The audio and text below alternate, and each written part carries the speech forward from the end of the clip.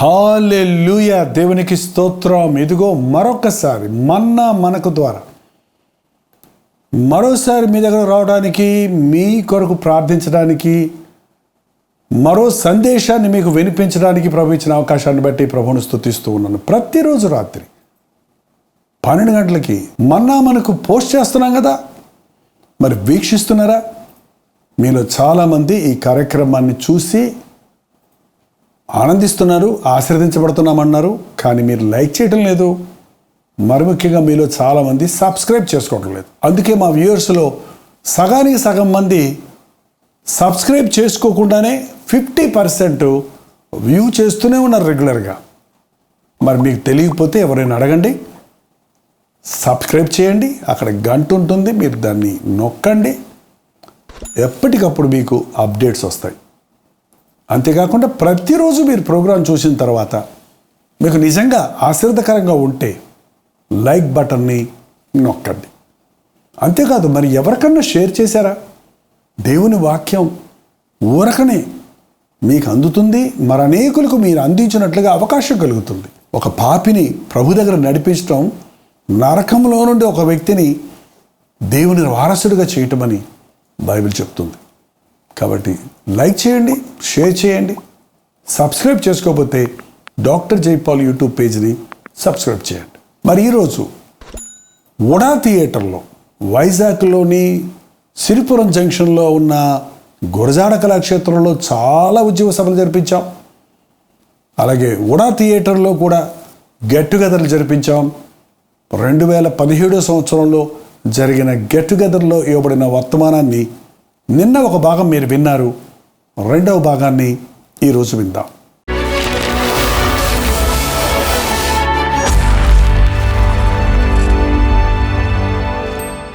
ఈరోజున ఇక్కడ నాకు దేవుడిచ్చిన వర్తమానం ఏంటంటే, విసిగిపోయిన వారు ఉన్నారు ఇక్కడ, కృంగిపోయిన వారు ఉన్నారు ఇక్కడ. కొంతమంది వారి ఇచ్ఛలకు, వారి కోరికలకు, వారి ఆశలకు బలైపోయి విసిగిపోతున్నారు. కొంతమంది మంచోళ్ళు కూడా చూడండి, ఏలియా వంటి ప్రవక్త ఏమయ్యాడో చూడండి. ఏలియా ప్రవక్త ఎక్కడ ఉంటాడో చూడండి. రాజుల మొదటి గ్రంథం 19వ అధ్యాయం 2వ వచనంలో, యెజెబెలు ఒక దూత చేత ఏలియాకు ఈ వర్తమానమును పంపించను. రేపు ఈ వేళకు నేను నీ ప్రాణమును వారిలో ఒకని ప్రాణం వల్ల చేయని ఎడల దేవుడు నాకు గొప్ప అపాయము కలుగజేయునుగాక. కాబట్టి అతడు ఆ సమాచారము తెలుసుకొని లేచి తన ప్రాణమును కాపాడుకొనుటకు పోయి యూదా సంబంధమైన బేర్షెబాకు చేరి అచ్చట ఉండుమని తన దాసునితో చెప్పి, తాను ఒక దిన ప్రయాణము అరణ్యములోనికి పోయి ఒక బదరీ వృక్షము కింద కూర్చుండి మరణాపేక్ష గలవాడై, యెహోవా, నా పితరుల కంటే నేను ఎక్కువ వాడిని కాను, ఇంత మట్టుకు చాలును, నా ప్రాణము తీసుకొనమని ప్రార్థన చేసెను. ఈయనేమంటున్నాడు? నా ప్రాణము తీసుకొనమని, ఇంక చాలయ్యా, నేను చేసింది చాలు నాయనా అని ప్రార్థన చేసెను.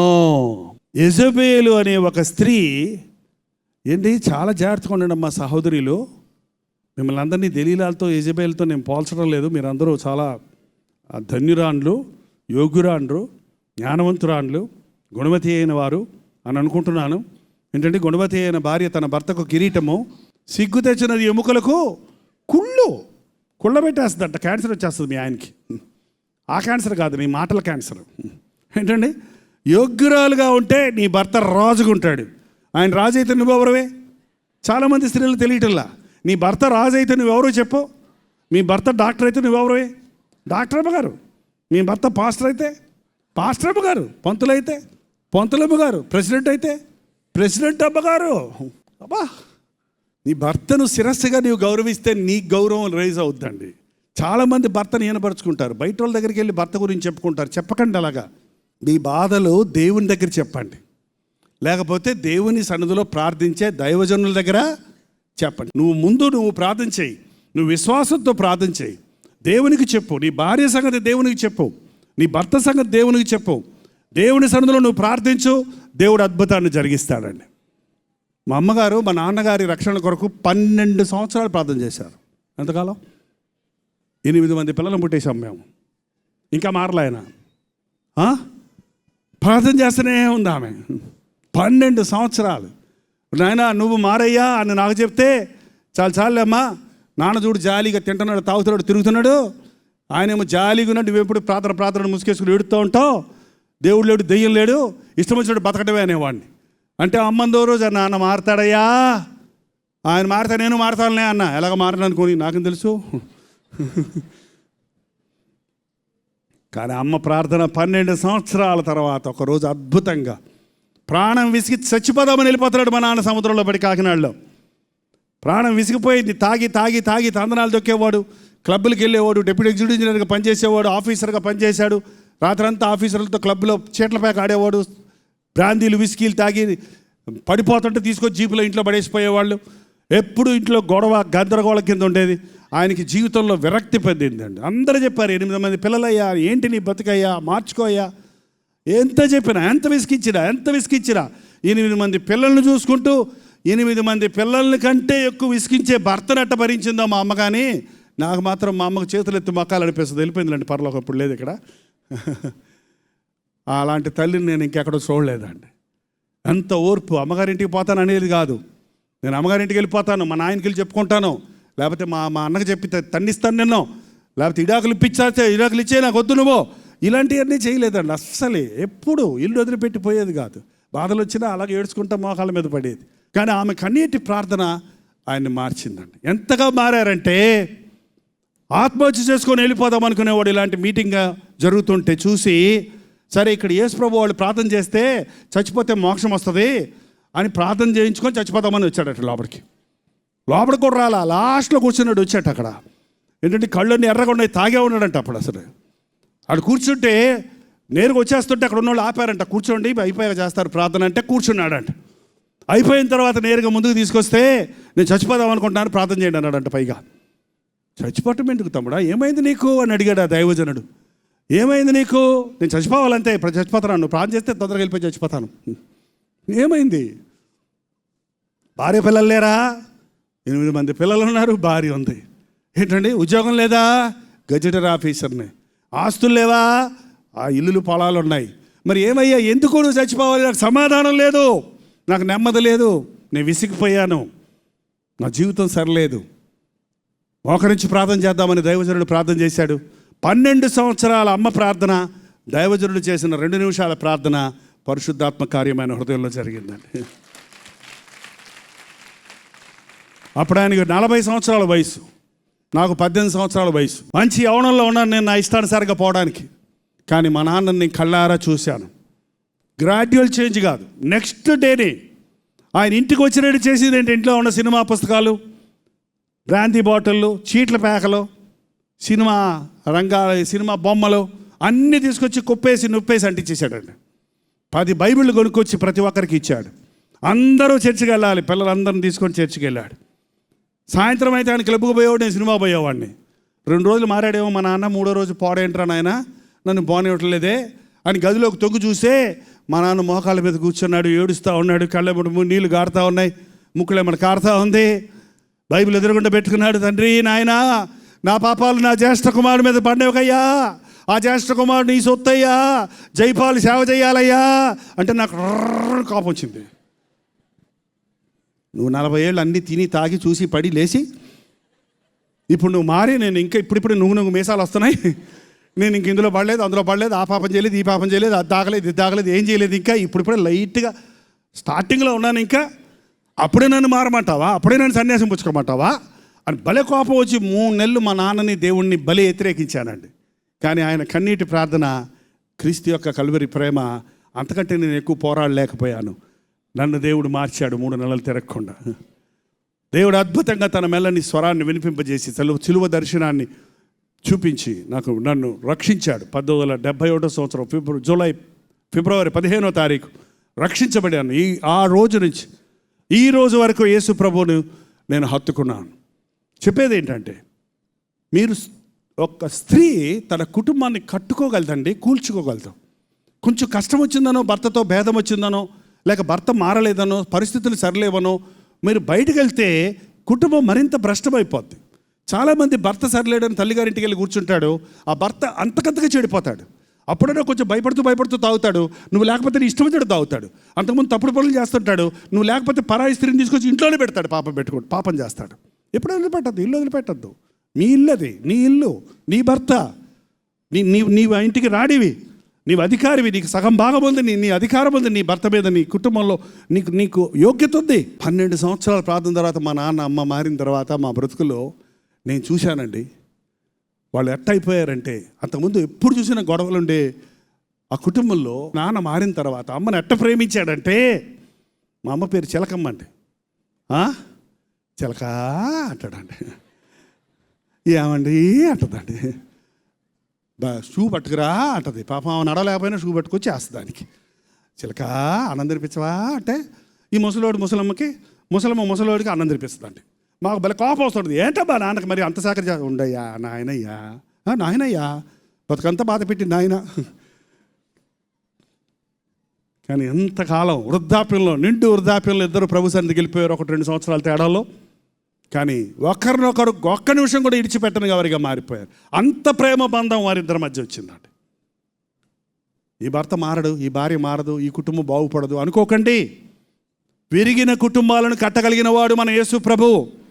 నీ జీవితాన్ని, కుటుంబాన్ని చక్కజేయగలిగిన వాడు ఆయన. విసిగిపోకండి, నీ కష్టాల్లో విసిగిపోవద్దు, విజ్ఞాపన చేయి. నీ బాధల్లో తొందరపాటు నిర్ణయాలు తీసుకోవద్దు, ప్రభు పాదాల దగ్గర కనిపెట్టు. నీకు ఒక భయం వచ్చితే, ఒక భీతి వస్తే, ఒక అడ్డొస్తే అంతటితో ఆగిపోవద్దు.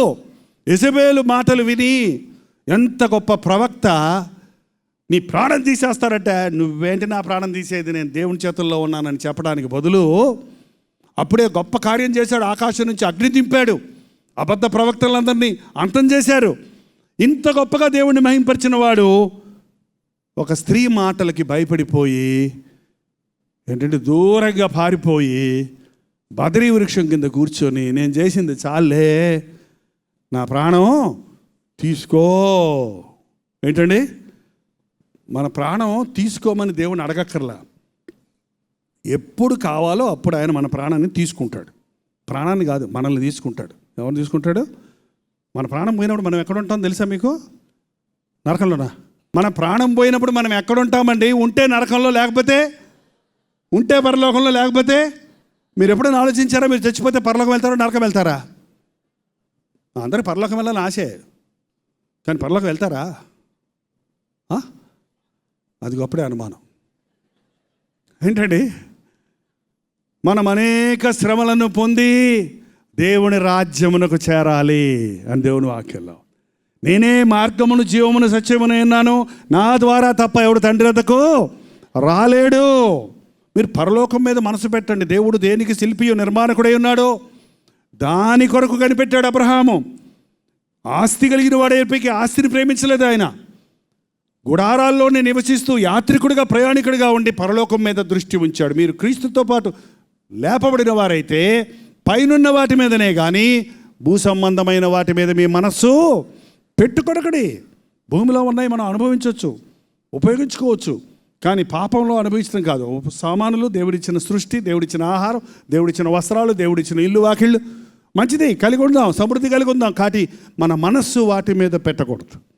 పరలోకం పోవాలంటే ప్రభు అయిన యేసుక్రీస్తు ద్వారానే వెళ్ళగలరు. ఎవరి పాపాలు క్రీస్తు రక్తంలో కడగబడతాయో వారు మాత్రమే ఆయన రాజ్యానికి వారసులుగా ఉంటారు. ఒక కొలంలో ఒక కొంగ, ఒక హంస ఉన్నాయటండి. కొన్ని రోజులు హంస కనపడలేదంట. అకస్మాత్తుగా హంస కనపడితే కొంగ అడిగిందంట, హంస ఎక్కడికి వెళ్ళావు నువ్వు, కనపడలేదు, ఎన్ని రోజులు ఏమైపోయావు అంటే, హంస అందంట, నేను పరలోకం వెళ్ళాను అందంట. కొంగ పొడుగాటి ముఖం వేసుకొని, పరలోకమా, అది ఎక్కడుంది అందంట. అది పైన ఉంది. ఎలా ఉంటుంది అది?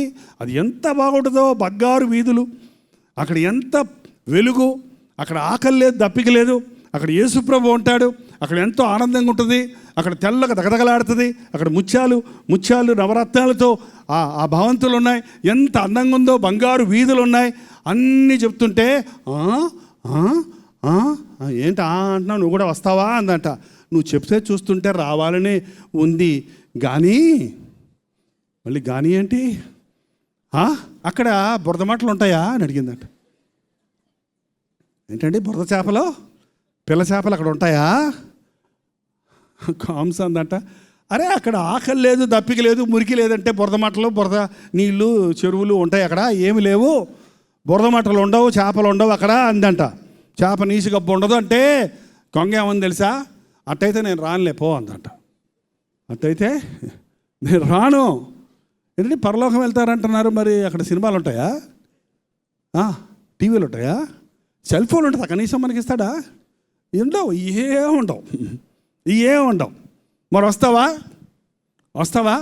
వెళ్తావా చెప్పండి? పరలోకం వెళ్తారా? గుండె మీద చెయ్యి పెట్టుకొని నేను చనిపోతే పరలోకం వెళ్తాను అన్నవాళ్ళు చేయి చూపించండి. గుండె స్పీడ్గా కొట్టుకోకుండా ఉండాలి. నా విమోచకుడు సజీవుడని నేను ఎరుగుదును. ఈ చర్మము చీకిపోయిన తరువాత ఏంటండి, నా కన్నులార నా విమోచకుడిని నేను చూస్తాను. యోబు అంటున్నాడు. దింపండి వందనాలు. ఏంటి ఆయన విశ్వాసం ఏంటంటే, అసలు మనకు యేసు ప్రభువుని గురించి తెలుసు, ఆయనకి తెలియదు, శిలువ యాగం తెలియదు, మరణ పునరుద్ధానాలు తెలియవు. కానీ ఏమంటున్నాడు? నా విమోచకుడిని నేను ఎరుగుదును. నేను కుళ్ళిపోయినా సరే, నా శరీరం మట్టికి మట్టి అయిపోయినా సరే, నా ఎముకలు ఎండిపోయినా సరే, నేను మళ్ళీ నా ప్రభువుని కన్నులార నేను నా ప్రభువుని. ఒకసారి ఆ వచనం చూద్దాం, చాలా బాగుంటుంది. మీరు ఒకవేళ బైబిల్ అండర్లైన్ చేసుకోకపోతే, యోబు గ్రంథం 19వ అధ్యాయం 25వ వచనం. అయితే నా విమోచకుడు సజీవుడనియు తరువాత ఆయన భూమి మీద నిలిచుననియు నేను ఎరుగుదును. ఇలాగు నా చర్మము చీకిపోయిన తరువాత శరీరముతో నేను దేవుని చూచెదను. నా మట్టుకు నేనే చూచెదను, మరి ఎవరునూ కాదు. నేనే నా కన్నులారా ఆయనను చూచెదను. శరీరం అంతా కృషించిపోయినా, మట్టికి మట్టి అయిపోయినా, మరలా నాకు మహిమ శరీరాన్ని దేవుడిస్తాడు. ఆయన మళ్ళీ తిరిగి రారాజుగా రాబోతున్నాడు. ఆయన వచ్చినప్పుడు సమాధులు తెరబడతాయి. ఆయన వచ్చినప్పుడు నేను మహిమ శరీరంతో ఆయన్ని ఎదుర్కొని నా కన్నులార నా విమోచకుడిని చూస్తాను. అదండి నిజమైన క్రైస్తవ భక్తి. ఈ నిరీక్షణ ఉన్నవాడికి ఈ లోకంలో విసుగుదల రాదండి. కష్టాలు శ్రమలు వచ్చినా, అసలు యోబుకు వచ్చిన కష్టాలు మనకి ఎప్పుడన్నా వచ్చాయంటారా? చిన్న కష్టం వస్తే యోబులా శ్రమ పడుతున్నాను అంటుంటారు కొంతమంది. ఏంటండి, చిన్న కష్టం వస్తే యోబులాగా అంటారు. యోబులా కష్టపడే వాళ్ళు ఎవ్వరూ లేరండి. ఒక్క రోజులో 10 మంది బిడ్డలు చచ్చిపోయారండి. ఒక్క రోజులో ఉన్న ఆస్తి అంతా పోయింది. కోటీశ్వరుడు ఆయన చెప్పాలంటే, అంతా పోయింది ఒక్క రోజులో. 10,000 రూపాయలు పోతే ఆ రోజు నిన్ను ఎవడో పట్టుకోలేడు. ఇక ఏంటి, 10,000 రూపాయలు పోయినాయి అనుకోండి, ఇంకా ఆ రోజు ఏడుపు. అనవసరంగా బ్యాంకులలో పెట్టుకున్నా కదా, అనవసరంగా దాచిపెట్టుకున్నా మా ఆయనకి తెలియకుండా. పోతే 10,000 రూపాయలు మళ్ళీ సంపాదించుకోవచ్చు కదా. డబ్బు పోతే మళ్ళీ సంపాదించుకోవచ్చు అండి, ఆరోగ్యం పోతే మళ్ళీ సంపాదించుకోవచ్చు అండి, కానీ ఆత్మ పోతే మాత్రం మళ్ళీ సంపాదించుకోలేము. ఎంతోమంది ఈ రోజున చిన్న చిన్న విషయాలకి కృంగిపోతూ ఉన్నాం, విసిగిపోతూ ఉన్నాం. ఎవరో ఏదో అంటే చాలు, నీకు బుద్ధి లేదు అంటే చాలు, నాకు బుద్ధి లేదంట, నువ్వు చదవలేవరా, నువ్వు పనికిరావరా, నేను పనికిరానంట, చదవబట్ట పుస్తకాలు అవతల పడేస్తారు. కొంతమంది తల్లిదండ్రులు మళ్ళీ చెప్తున్నానండి, మీ పిల్లల్ని తీసుకొచ్చి దయచేసి వీడికి చదువురాదండి, వీడొట్టి మొద్దండి అని చెప్తా ఉండకండి, వీళ్ళు చూపించి.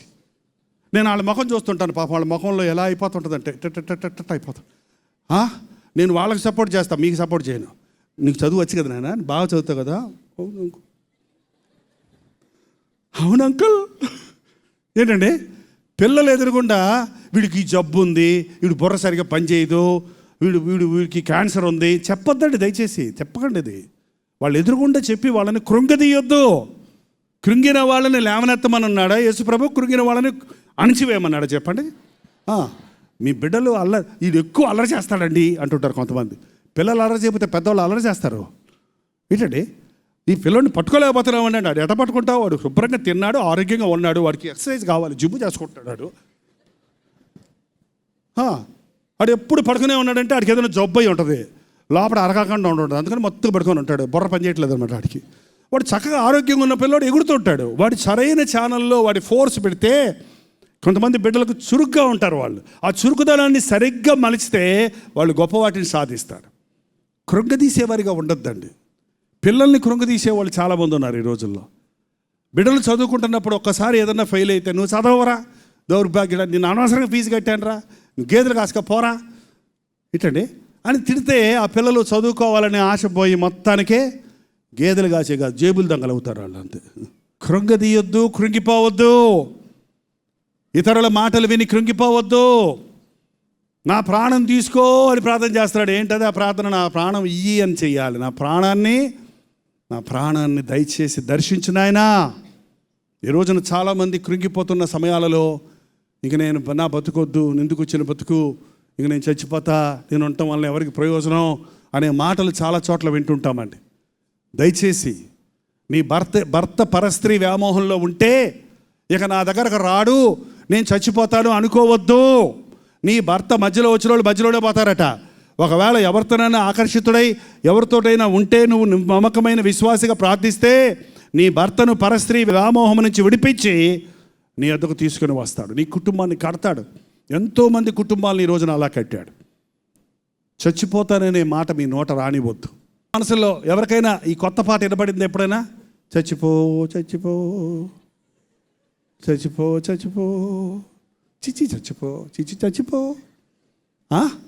చచ్చిపో చచ్చిపో, అదిగో ఫ్యాన్ అదిగో చచ్చిపో, అదిగో చీర అదిగో చచ్చిపో, అదిగో మెడకేసుకొని చచ్చిపో.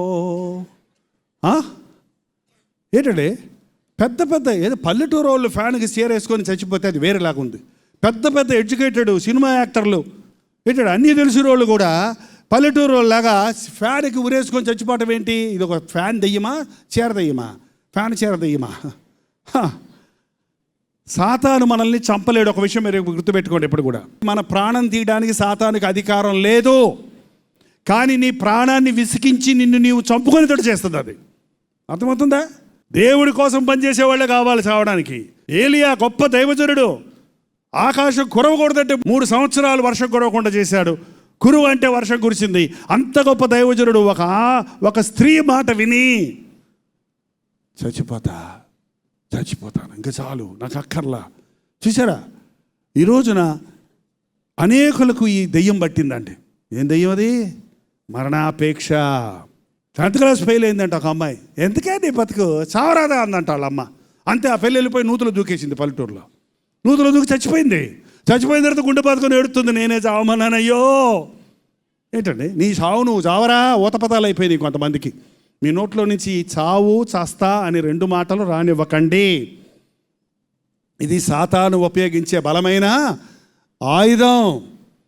నిమిషానికి ఎంతోమంది ప్రపంచంలో ఆత్మహత్యలు చేసుకొని చచ్చిపోతున్నారు. ఒక విధమైన డిప్రెషన్లోనికి వెళ్ళిపోతున్నారని లెక్కలు కడుతున్నారు. చాలామంది పరీక్ష ఫెయిల్ అయ్యామని చచ్చిపోయే వాళ్ళని చూస్తున్నామండి. వివాహంలో కొన్ని గొడవలు వచ్చాయని చచ్చిపోవడానికి తీర్మానించుకునే వాళ్ళు ఉన్నారండి. కన్న బిడ్డలకు విషం ఇచ్చి తను కూడా తిని పసిబిడ్డలను చంపే తల్లులు ఉన్నారండి. ఎంత భయంకరం ఉండదు. మీరు చదువుతారా? న్యూస్లో ఎప్పుడైనా వింటారా? ఆ విషయాలు వింటారా? 2 బిడ్డ చస్తే నువ్వు చావచ్చు కదా, చక్కటి బిడ్డలిద్దరినీ కూడా విషం పెట్టి చంపడం ఏంటి చెప్పండి? ఎంత భయంకరమైన ఆత్మ చూడండి ఇది. కన్న తల్లి కన్న బిడ్డల్ని తనతో పాటు చంపుకోవడానికి ప్రయత్నించే హీన దశ ఈ రోజున మనం చూస్తూ ఉన్నాం. ఒక కష్టం వస్తే చావు కాదు దానికి పరిష్కారం. చచ్చడం వల్ల కష్టాలు తీరవు. ఇతరులను చంపటం ఎలాంటి పాపమో నిన్ను నీవు చంపుకోవటం కూడా అంతే. ఎందుకంటే నరహత్య చేయకూడదు. నీ ప్రాణం తీసుకోవడానికి నీకు అధికారం లేదు. కారణం నీ ప్రాణం దేవుడు నీకు ఇచ్చింది. మరణము తప్పించుట యెహోవా వశము. మానవులారా నా యొద్దకు తిరిగి రండి అని పిలవగలిగిన వాడు ఆయన ఒక్కడే. ఇప్పుడు కూడా అర్ధాంతరమైన చావులకి గురవ్వకండి. అర్ధాంతరమైన జీవితాలకు చోటివ్వకండి. జీవితంలో కష్టాలు వస్తాయి, శ్రమలు వస్తాయి, పోరాటాలు వస్తాయి, పరిస్థితులు వేరవుతాయి. నీ స్నేహితులు నీ విరోధులు అవుతారు. నీ సొంత వారు నీకు హాని చేస్తారు. నీవు నమ్మిన వారు నిన్ను మోసగిస్తారు. నీవు ఆధారపడినది నీకు లేకుండా పోతుంది. ఎంతోమంది ఈ రోజున నమ్మి డబ్బు ఇస్తున్నారు ఎవరికో, వాడు ఎత్తుకొని వెళ్ళిపోతున్నాడు అవతలికి. కష్టపడి సమకూర్చి 1,00,000 రూపాయలు చేర్చి ఏదో కొంచెం వడ్డీ వస్తుందనో లాభం వస్తుందనో ఒకరికి ఇస్తున్నారు. మొత్తం పోయినప్పుడు జీవితంలో కృంగిపోతూ ఉన్నారు. పరిస్థితుల వలన, కుటుంబ సమస్యల వలన, ఉపద్రవాల వలన, ఈ యొక్క వరదలు తుఫానులు వచ్చినప్పుడు కొందరు ఎంత తీరని నష్టానికి బలవుతున్నారు. అటువంటి పరిస్థితుల్లో కూడా నిన్ను నీవు చంపుకోవటం అనేది దేవుని ఉద్దేశం కాదు. పౌలు వచ్చి అంటున్నాడు, తర్వాత వచ్చిన పౌలు, నీవు ఏ హాని చేసుకోవద్దు, మేమందరం ఇక్కడ ఉన్నాము. ఏమి నువ్వు హాని చేసుకోవద్దు, నీకు నీవు ఏ హాని చేసుకోవద్దు, మేమందరం ఇక్కడ ఉన్నాము. ఈరోజు రాత్రి ప్రభు చెప్పే మాట, మీరు ప్రాణం విసికినప్పుడు, మీ చుట్టూ బాధ పెట్టేవారు ఉన్నప్పుడు, మీరు బాధల గుండా వెళ్తున్నప్పుడు, మీరు అనుకోని విపత్తులు కలిగినప్పుడు, సమస్యలు కలిగినప్పుడు, అపజయాలు కలిగినప్పుడు, ఫెయిల్యూర్స్ ఎదుర్కోవాల్సి వచ్చినప్పుడు, ఉన్నదంతా పోగొట్టుకోవాల్సి వచ్చినప్పుడు, ఆరోగ్యం పోయినప్పుడు, చావు దానికి పరిష్కారము కాదు. నా ప్రాణమా నీవేళ తొందరపడుచున్నావు, నా ప్రాణమా నీవేళ కృంగి ఉన్నావు, నీ దేవుని యందు నిరీక్షణ ఉంచు. దేవుడు నిన్ను బతికిస్తాడు. మరణము తప్పించుట యెహోవా వశము. నా కాల గతులు ఆయన చేతుల్లో ఉన్నాయి. నాకు ఆయన చిత్తం లేకుండా నాకు ఏ హాని జరగదు, ఎవడు నాకు హాని చేయలేడు అని దేవుని బిడ్డలు విశ్వాసం ఉంచుతారు.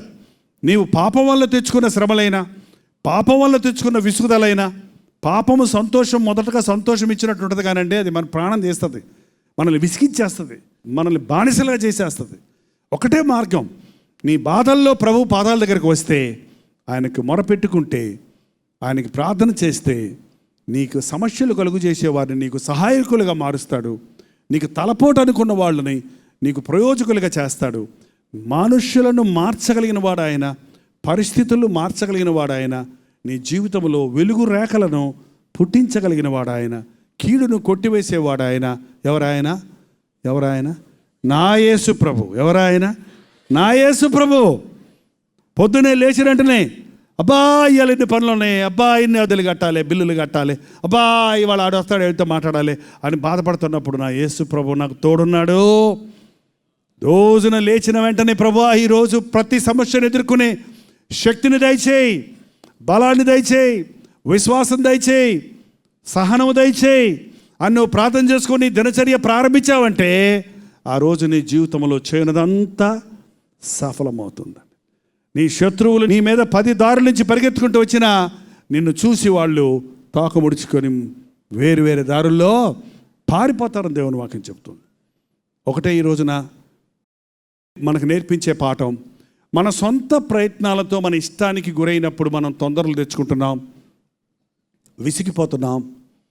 దేవుని చిత్తాన్ని ప్రణాళికను ఎరగకుండా ఇల్లులు కట్టుకోవటం వల్ల, పెళ్ళిళ్ళు చేసుకోవటం వల్ల, ఆస్తులు సంపాదించుకోవటం వల్ల, అనవసరమైన వాటి కోసం కక్కుర్తి పడటం వల్ల కష్టాలు తెచ్చుకొని విసిగిపోయి చావాలనుకుంటున్నావు.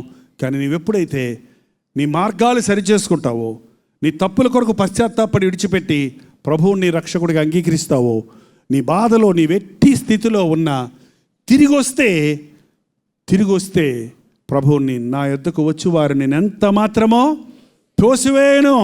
ఆ తప్పిపోయిన కుమారుడు బుద్ధి తెచ్చుకొని వచ్చాడు. నానా వాడు ఇంకా దూరంగా ఉండగానే, రే వస్తున్నాడు రా పనికి మాలినాడు, ఆస్తంతా తీసుకెళ్ళి ఇష్టం వచ్చినట్టు ఖర్చు పెట్టి సిగ్గు లేకుండా మొహం చూడు ఎట్ట తయారయ్యాడో, అడుక్కునే వెదవలాగా ఉన్నాడు, తరివేయరా అన్నాడా అండి తండ్రి అన్నాడా? పరిగెత్తుకుంటూ వెళ్ళాడట. పరిగెత్తుకుంటూ వెళ్ళి అతను మెడ మీద పడి పందులు గబ్బు కొడుతున్నాడు, వాడు ముద్దు పెట్టుకున్నాడంటండి. నా బిడ్డ నా దగ్గరకు వచ్చాడు ఏంటండి, వాడు ఏదో చెప్పబోతున్నాడు, నాయనా నీకు విరోధంగా, పరలోక విరోధంగా నేను పాపం చేశాను. దానికి సమాధానమే చెప్పడం లేదు. రే ఇంక మీద చెప్పిన వాటి వింటావా, ఇంకెప్పుడు బయటకు వెళ్ళకని అంటావా, ఇంక మీద నువ్వు కుక్కలా పడి ఉంటావా, ఇంక నోరు మూసుకొని పడి ఉంటావా అని ఏమన్నా చట్టాలు ఆజ్ఞలు పెట్టాడండి? ఏం పెట్టలా. అతను ఏం చెప్పినా వినిపించుకోవడంలా. సంతోషంగా కౌలించుకొని ఇంట్లోనే తీసుకెళ్ళి ప్రశస్త వస్త్రాన్ని కప్పండి, చేతికి ఉంగరం పెట్టండి, కాళ్ళకి జోడు తడగండి, ఈ నా కుమారుడు తప్పిపోయి దొరికాడు, చచ్చిపోయి బ్రతికాడు, మనం పండగ చేసుకుందాం, మనం విందు చేసుకుందాం అని చెప్పాడు.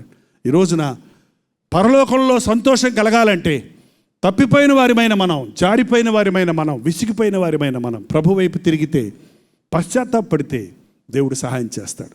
ఏలియా నేను చచ్చిపోతాను ఇక చాలు అన్నప్పుడు కాదు, నీ పక్షంగా నువ్వు ఎలీషాను అభిషేకించాలి, నువ్వు రాజును అభిషేకించాలి. నువ్వు చావకూడదు. అసలే నీ గురించి చావటం కాదు నేను ఉద్దేశించింది, నేను వచ్చి నీకు అగ్నిరథాలు పంపిస్తాను, నువ్వు శరీరంతోనే పరలోకానికి. దేవుడికి అంత గొప్ప తలంపు ఉంటే సైతాన్ ఏమంటున్నాడు, దిక్కుమాలిన చావు బదరే విషయంగా చావమంటున్నాడు అండి. దేవుడేమో పరలోకానికి నేరుగా తీసుకెళ్ళాలని నేను ఆశిస్తున్నాడు. తెలుసండి, మనలో కొంతమందిని చావమంట. ఏంటి అలా చూస్తున్నారు? యేసు ప్రభు వచ్చేటప్పటికి చచ్చిపోయిన వాళ్ళు సమాధుల్లో నుంచి లేస్తారండి. బతుకున్న వాళ్ళు మనం కూడా చచ్చిపోయి సమాధిలో పెట్టి మళ్ళీ లేస్తామా? బతుకున్నోళ్ళం బతుకున్నట్టే కడురెప్పపాటులో ఈ మట్టి శరీరము మహిమ శరీరంగా మారుతుంది. మర్త్యమైనది అమర్త్యముగా మారుతుంది. ఆయన మధ్యాకాశంలోనికి వచ్చినప్పుడు మనము ఆకాశంలోనికి ఎత్తబడతాం. నువ్వేమో దిక్కుమాలను సాగు చేద్దాం అనుకుంటున్నావు. ప్రభు అంటున్నాడు, నేను వచ్చేదాకా ఉండు, నేను తీసుకెళ్తాను అంటున్నాడు. ఏమో మన పట్ల ఎంతమంది పట్ల అటువంటి ఆలోచన ఉందో. ప్రభు రాకడ సమీపంగా ఉందండి. ఇంకేం వస్తాడులేని అనకండి. ఏమో రేపే వస్తాడేమో, ఎల్లుండే వస్తాడేమో. రాకడ అతి సమీపంగా ఉంది. ప్రభువుకి గొప్ప ప్రణాళిక ఉంది నీ జీవితం కొరకు. నీ జీవితము సంపూర్ణంగా బ్రతికి దేవుని ప్రణాళికను సంపూర్ణం చేసి నీవు ఈ లోకాన్ని విడిచిపెట్టాలి. కానీ అర్ధాంతరంగా అధికమైన దుర్మార్గపు పనులు చేసి నీ సమయం కంటే ముందే నీవేళ మరణించదు అని దేవుని వాక్యం సెలవిస్తుంది. ప్రభు వచ్చినప్పుడు యేసుక్రీస్తు సిలువలో ప్రాణం పెట్టినప్పుడు ఏమన్నాడు అండి? చివరి మాట ఏమన్నాడు? సమాప్తమైనది. నేను వచ్చిన కార్యాన్ని సమాప్తం చేశాను. ఆయన గెత్సెమని తోటలోనే మరణవేదన పొందాడు. ఇంక చాలే ఇక్కడే చచ్చిపోతాను అనలేదు ఆయన. నా చిత్తం కాదు నీ చిత్తం అన్నాడే కానీ సమాప్తం చేశాడు. శిలువ యాగాన్ని పూర్తి చేశాడు. గొప్ప దైవజనులు చనిపోయినప్పుడు చివరి మాటలు, వారి మాటలు నోట్ చేశారు ఒక బుక్లో. జాన్ వెస్లీ అని ఆంగ్లదేశ అపోస్తలుడు అనబడిన వాడు మరణ పడక మీద ఉన్నప్పుడు మరణంలో లాస్ట్ వర్డ్ ఏమన్నాడంటే క్రైస్ట్ ఈజ్ విక్టర్డ్ అని చెప్పి చనిపోయాడు ఏంటండి.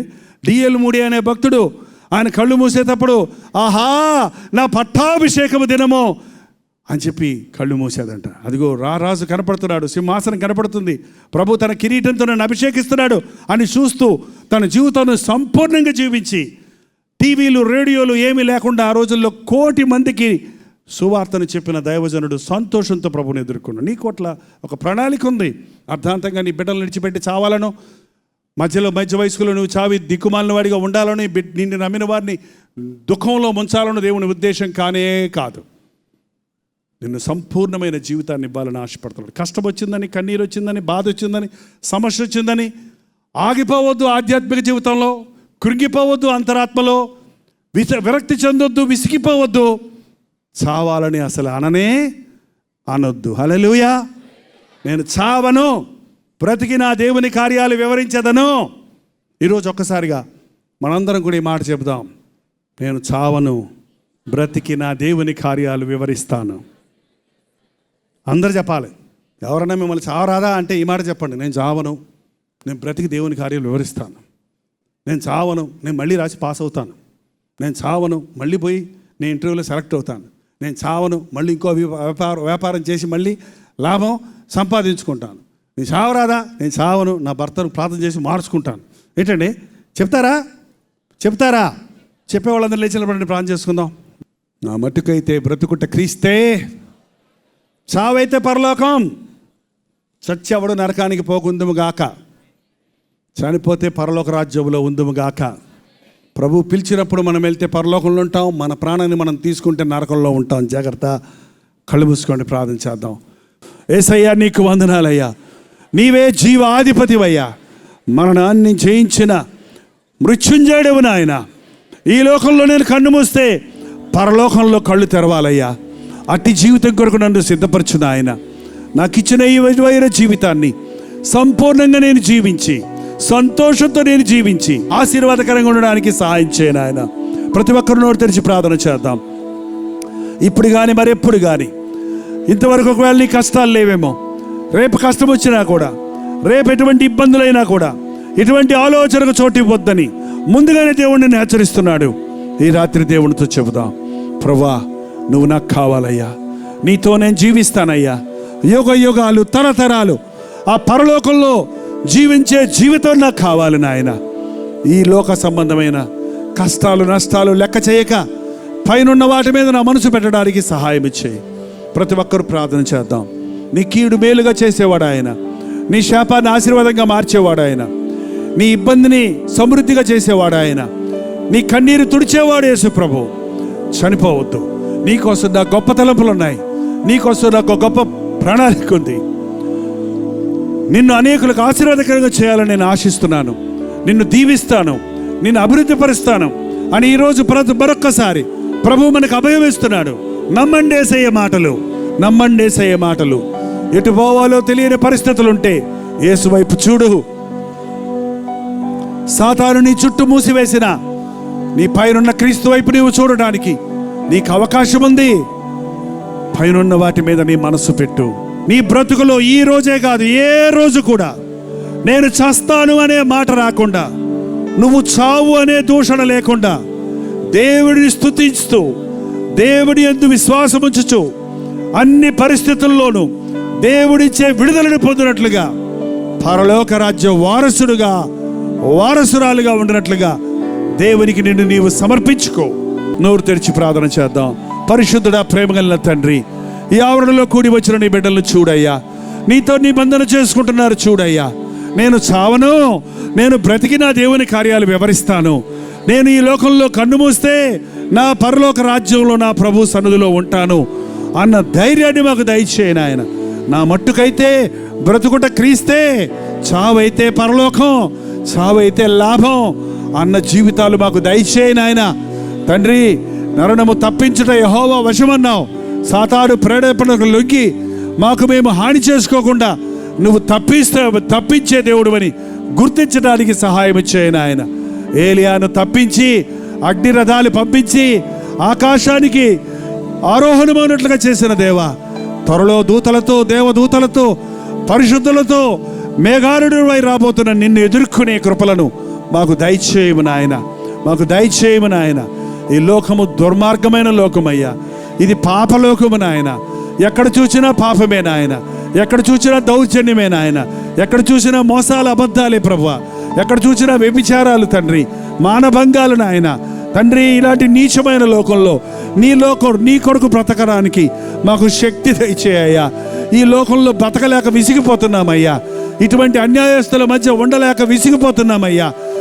మమ్మల్ని శోధించేవారు, మమ్మల్ని బాధ పెట్టేవారు, నువ్వు నమ్ముకున్న దేవుడు గొప్ప దేవుడా అని అవమానపరిచేవాడు, నీ దేవుడు ఏడని అడిగి ఎగతాళి చేసేవాళ్ళు మా చుట్టూ ఉన్నప్పుడు విసిగిపోకుండా సహాయం చేయి. మా దేవుడు నాతో ఉన్నాడు, మా దేవుడు నాకు సహాయం చేస్తాడు, మా దేవుడు గొప్పవాడు, నా దేవుడు నా కోసం ప్రాణం ఇచ్చినవాడు, నా దేవుడు నన్ను బ్రతికించేవాడు, నా దేవుడు నన్ను పరలోక రాజ్యానికి చేర్చేవాడని ధైర్యంగా సాక్ష్యం చెప్పడానికి సహాయం చేయను ఆయన. అంచె దినాల్లో మేమున్నామయ్యా. విరక్తితో ఈ లోకం జరుస్తుంది నాయన, దిగులుతో ఈ లోకం జరుస్తుందయ్యా, కృంగుదలతో ఉంది, విసుగుదలతో ఉంది. ఇలాంటి జీవిత సమస్యల మధ్యలో మేము క్రీస్తునందు ఆనందించేవారిగా, ఎల్లప్పుడూ సంతోషంగా ప్రభువునందు సంతోషించే వారిగా ఉండడానికి సహాయం చేయను ఆయన. తండ్రి, ఎడతెగక ప్రార్థన చేసేవారిగా ఉండడానికి సహాయం ఇచ్చేయి. సంతుష్టి సహితమైన భక్తి కలిగి ఉండడానికి సహాయం ఇచ్చేయి. ఈరోజు నీ పరిశుద్ధాత్మను మా మీద కొమ్మరించి ఏ విన్నపాలను నీ బిడ్డలు నోరు తెరిచి చెప్పుకుంటున్నారో వాటిని వారికి నీవు అనుగ్రహించుము నాయన, విడిపించుము తండ్రి, స్వస్థపరచుము నాయన, పరిశుద్ధాత్మ కార్యాలు కొనసాగించుమని క్రీస్తునామమున అడుగుచున్నాము తండ్రి. మన తండ్రి అయిన దేవుని యొక్క ప్రేమయు, కుమారుడైన క్రీస్తు యొక్క కృపయు, ఆదరణకర్త అయిన పరిశుద్ధాత్మ యొక్క సహవాసమును కూడి వచ్చిన మనందరికీ ఇప్పుడును సదాకాలమును తోడై ఉండునుగాక. ఆమేన్, ఆమేన్, ఆమేన్.